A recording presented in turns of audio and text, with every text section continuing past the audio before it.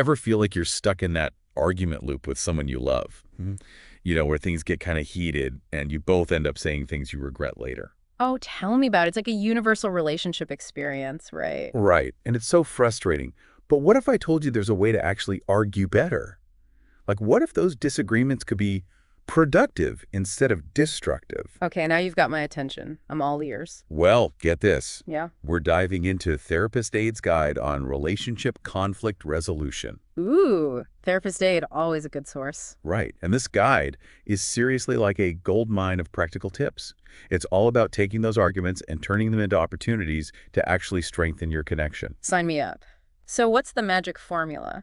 Well, first things first, the guide really stresses focusing on the problem, not the person. Yeah. Because it's so easy to slip into that trap of like, you always do this or you never do that. Oh, 100%. The minute you make it personal, it's like all bets are off, everyone gets defensive, and then it's just a downward spiral from there. Exactly. And then you're not even remembering what you were arguing about in the first place. So how do we avoid that whole mess? Well, the guide talks about this thing called reflective listening, which is kind of like active listening, but on a whole other level. Reflective listening. Okay, I love the sound of that. Tell me more.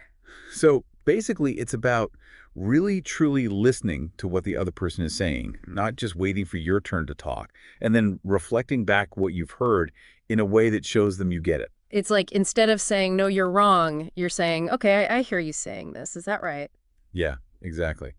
And that can be so powerful because it shows the other person that you're actually trying to understand their perspective, even if you don't agree with it. It takes the sting out of the disagreement and creates a space for actual communication. I love that. Right. It's like you're building a bridge instead of a wall. Ah. And speaking of communication, the guide also emphasizes the importance of using I statements. Oh, statements. Classic communication tip. But so important because it's so easy to slip into blame mode without even realizing it. Totally. And even if you don't mean it in a blaming way, saying something like, you always leave your stuff everywhere, can feel like an attack. Oh, for sure. And then the other person's defenses go up and they completely miss whatever point you were trying to make. Exactly. But if you rephrase that same thought as an I statement, like, I get a little overwhelmed when I see your things lying around, it comes across so much differently. It's about owning your feelings and expressing them in a way that invites understanding, not defensiveness. Yes. It's all about shifting that dynamic. Yeah. Okay, so we've talked about focusing on the problem, using reflective listening, and rocking those I statements. But what about when things get really heated? Like, that feeling when you can practically feel the tension in the air? Oh, yeah. Those moments are tough. It's like you're walking on eggshells and you're just one wrong word away from a major explosion. Exactly. So what do we do in those situations? Well, the guide suggests taking a time out. A timeout. Like a real, actual timeout in the middle of an argument. Yes. And I know it sounds kind of silly, but honestly, it can be a lifesaver.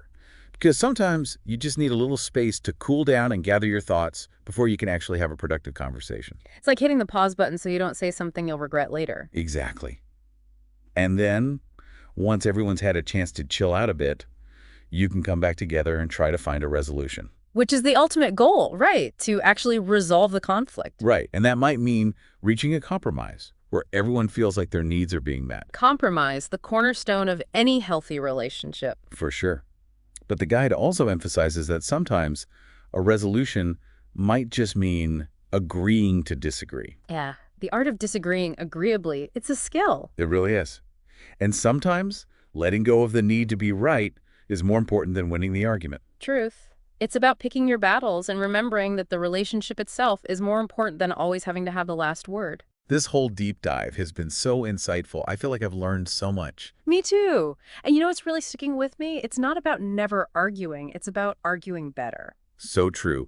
And with a little bit of effort and intentionality, those arguments can actually become opportunities to deepen your connection with the people you love. Totally. It's like taking those relationship landmines and turning them into stepping stones. I love that analogy. Conflict, when handled well, can be such a powerful catalyst for growth. Absolutely. So next time you feel that argument brewing, remember these tips. Take a deep breath and see if you can turn that disagreement into an opportunity to strengthen your bond. You got this. And that's a wrap on this deep dive. We'll catch you next time.